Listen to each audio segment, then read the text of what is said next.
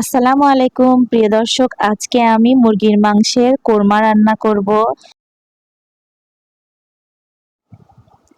এখানে আমি মুরগির মাংসগুলো ধুয়ে পরিষ্কার করে লবণ দিয়ে মাখিয়ে রেখেছিলাম 10 থেকে 15 মিনিট। এখানে আমি রাঁধুনি কোরমা মশলাটা ব্যবহার করব। প্রথমে আমি পেঁয়াজ বাটা দিয়ে দিচ্ছি, হাফ কাপ টক দই দিলাম, রাঁধুনি কোরমা মশলাটা আমি সবটুকু দিয়ে দিলাম। কিছু কাঠবাদাম কিশমিশ আমি এখানে ব্লেন্ড করে নিয়েছি, এখন পেস্টটা দিয়ে দিচ্ছি। সব উপকরণ আমি ভালো করে এখন মাখিয়ে নেব। ম্যারিনেট করে আমি আধা ঘন্টা রেখে দিলাম, আপনারা 1 ঘন্টাও রাখতে পারেন। পরিমাণ মতো তেল দিয়ে দিচ্ছি, পেঁয়াজ কুচি। পেঁয়াজগুলো আমি বাদামি করে ভেজে নেব। পেঁয়াজগুলো আমি বাদামি করে ভেজে তুলে রেখেছি। ভিডিওটা একটু স্কিপ হয়ে গেছে। ম্যারিনেট করা মাংসের মধ্যে আমি 1 টেবিল চামচ ঘি দিয়ে দিলাম। ঘি দিয়ে আমি মাখিয়ে রেখে দেব। অবশ্যই ঘিটা ব্যবহার করবেন, ঘি দিলে টেস্টটা আরো বাড়বে। আমি ভালো করে আবার একটু মাখিয়ে নিলাম, মাখিয়ে রেখে দেব।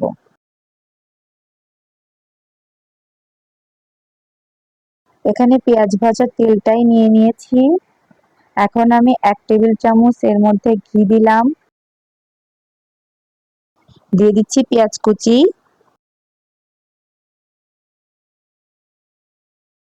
দিয়ে দিচ্ছি 1 চা চামচ রসুন বাটা, কিছু কাঁচামরিচ ফালি, 1 চা চামচ আদা বাটা দিলাম, হাফ চা চামচ লাল মরিচের গুঁড়া দিলাম। একটু পানি দিয়ে আমি ভালো করে কষিয়ে নেব। এখানে আমি 1/3 কাপ টক দই দিয়ে দিলাম, পরিমাণ মতো লবণ দিলাম। এখন আমি ম্যারিনেট করা মাংসগুলো দিয়ে দিচ্ছি।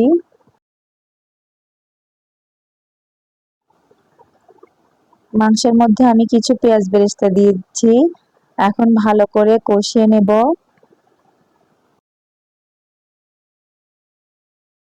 অল্প আঁচে আমি ঢাকনা দিয়ে কিছুক্ষণ রেখে দেব। মাংসটা আমি ভালো করে কষিয়ে নিয়েছি। আমি আর একটু পেঁয়াজ বেরেস্তা দিলাম।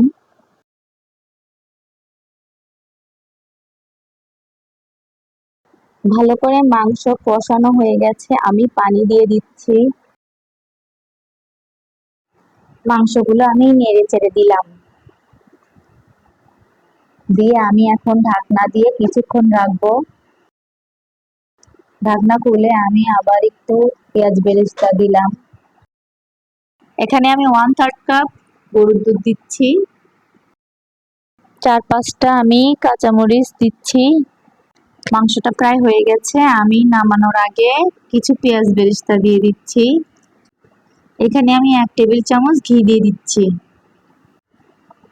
কিছুক্ষণের জন্য আমি ঢাকনা দিয়ে দিলাম। রান্নাটা হয়ে গেছে, দেখুন আমার রান্নাটা কত সুন্দর হয়েছে। দেখতে যেমন হয়েছে, খেতেও তেমন সুস্বাদু হয়েছে। আপনারা একবার হলেও এইভাবে রান্না করে খাবেন। আল্লাহ হাফেজ।